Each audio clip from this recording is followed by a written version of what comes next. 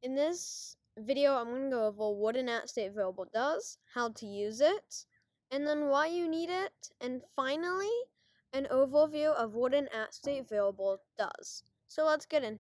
So a variable is basically a bucket. I'm going to name this bucket my bucket, and I'm going to put inside hello YouTube. So if I asked the script, what is my bucket equal to? Well, it's equal to hello YouTube. So if I change my bucket to subscribe, well, our bucket now equals subscribe. So this is that same thing in Swift. We are creating a variable called myBucket, which inside has hello YouTube. We're going to print out my bucket, and then we're going to set my bucket to subscribe and print out my bucket again.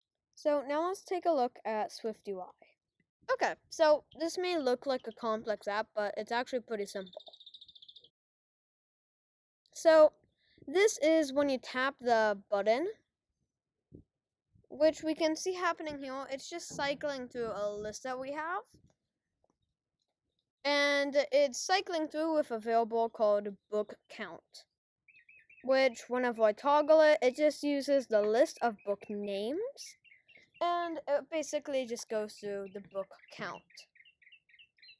So over here, that's just the text that displays the title of the book, and we can see the list name there, and it's always trying to find book count inside it.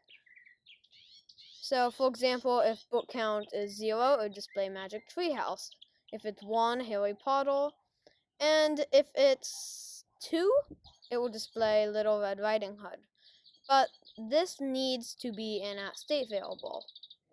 Otherwise, we get some errors.